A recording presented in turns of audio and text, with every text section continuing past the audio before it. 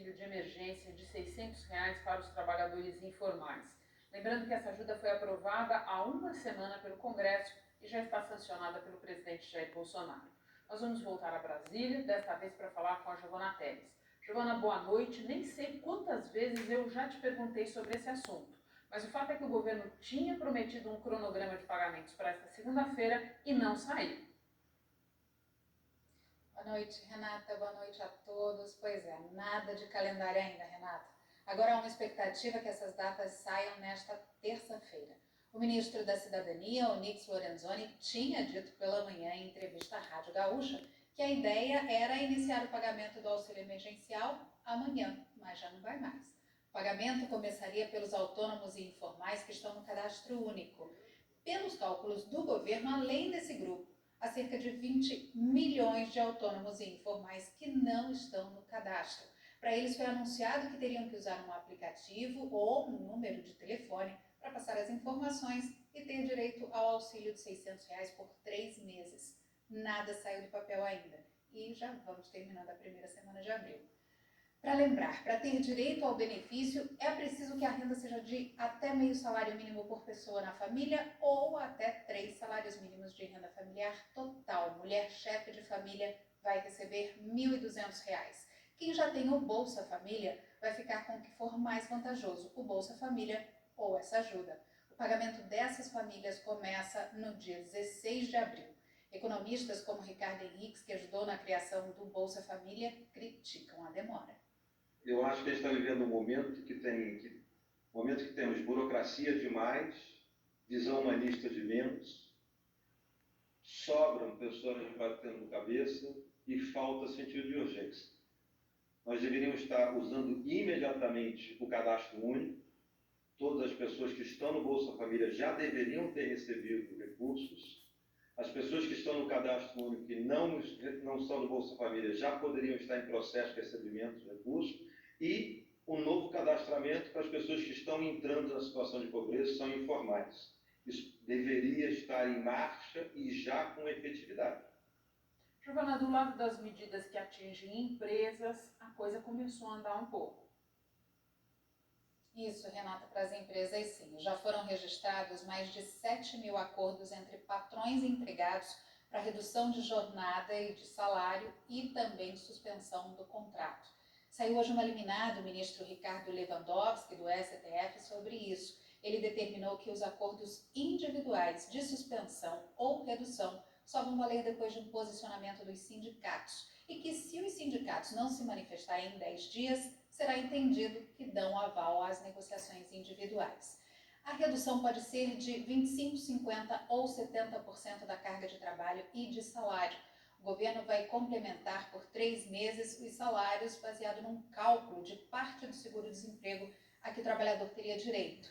Quem recebe um salário mínimo, o governo vai complementar para que esse grupo não tenha perda de renda. Quem tiver o contrato suspenso vai sacar o seguro-desemprego. E a suspensão vale por 2 meses. A empresa que optar por esses planos tem que manter os benefícios, como o plano de saúde, não pode demitir os funcionários pelos 3 meses seguintes. Tem ainda um financiamento voltado para as pequenas e médias empresas para bancar a folha de pagamento dos funcionários. São 40 bilhões de reais para isso. A contrapartida também é não demitir. Renata. Giovana, tenho ainda uma outra pergunta para você, saindo da economia, sobre as postagens do ministro da Educação em redes sociais, dando a entender que a China teria como se beneficiar da crise do coronavírus. É mais um incidente diplomático com a China, Renata. O ministro escreveu, depois apagou a mensagem, só que o estrago já estava feito. Weintraub usou o jeito de falar do Cebolinha, aquele personagem da Turma da Mônica que troca o R pelo L para ridicularizar alguns chineses. Às vezes eles também fazem essa troca quando falam português. O ministro insinuou que a pandemia da Covid-19 seria um plano infalível para a China dominar o mundo. A Maurício de Souza Produções declarou que não autorizou o uso de personagens pelo ministro da Educação, que preza a amizade entre todos os povos e manifestou admiração pela China. A China reagiu ao que escreveu o ministro. O embaixador disse que aguardava uma declaração oficial do Brasil sobre as palavras de Weintraub. A embaixada publicou uma nota. Tais declarações são completamente absurdas e desprezíveis, que têm cunho fortemente racista, tendo causado influências negativas no desenvolvimento saudável nas relações China-Brasil. A Embaixada da China disse ainda que a pandemia da Covid-19 está se espalhando globalmente, trazendo um desafio que nenhum país consegue enfrentar sozinho, e concluiu: instamos que alguns indivíduos do Brasil corrijam imediatamente os seus erros cometidos e parem com acusações infundadas contra a China. O Ministério das Relações Exteriores não respondeu. O Palácio do Planalto informou que não vai comentar. Abraham Weintraub voltou a se manifestar pelas redes sociais e não pediu desculpas. Afirmou que os hábitos alimentares da China levaram à proliferação do vírus e que os chineses são os únicos que se beneficiam da pandemia. Para o ex-embaixador do Brasil na China, o texto do ministro da Educação foi desrespeitoso e contra os interesses do Brasil. Foi um gesto descabido, despropositado e inoportuno.